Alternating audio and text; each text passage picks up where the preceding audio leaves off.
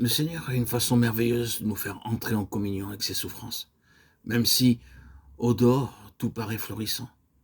Quelquefois, des vies qui semblent très prospères ont derrière elles de très profondes souffrances. Le Seigneur doit de manière ou d'autre nous enseigner la communion avec la souffrance, sinon nous ne pourrons pas être de beaucoup d'utilité. Nous insistons sur le fait d'être remplis de joie, mais n'oublions pas qu'il y a des cœurs brisés tout autour de nous. Si nous devons être des canaux de consolation divine pour eux, il nous faudra apprendre quelque chose de la souffrance dans notre propre expérience.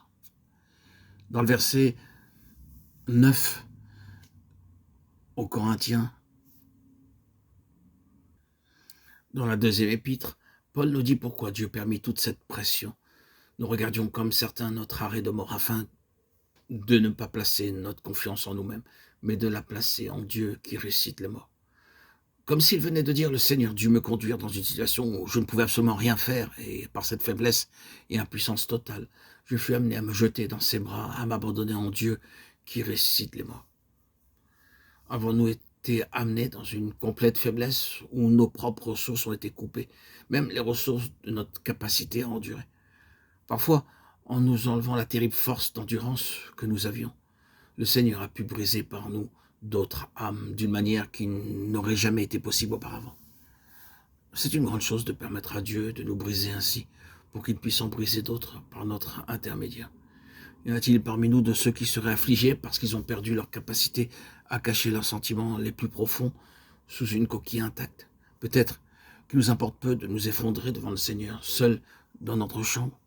Nous pouvons penser que c'est une glorieuse victoire de sortir alors avec un sourire en disant « ça va bien ». Mais le vase de terre doit être brisé à tel point que par ces brisures, la vie qui est au centre pourra s'écouler jusqu'au bout et en briser d'autres au pied du Seigneur.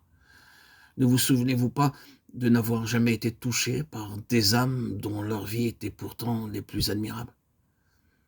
Elles semblaient bien au-delà de vous en expérience, mais lorsque vous les avez rencontrées, votre cœur ne s'est pas attendri. Aucune larme n'est venue à vos yeux. Pourquoi? Parce qu'un brisement doit encore se faire en elles, avant que la vie qui est à l'intérieur puisse véritablement s'écouler d'une façon spontanée vers les autres.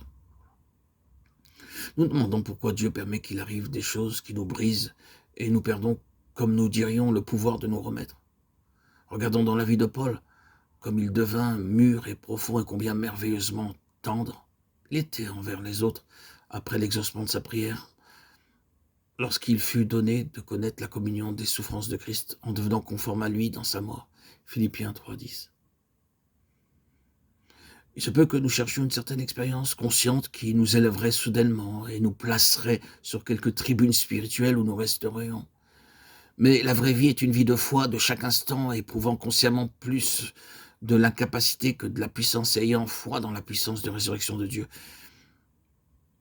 qui nous élève dans la faiblesse et nous rend capables de faire des choses impossibles.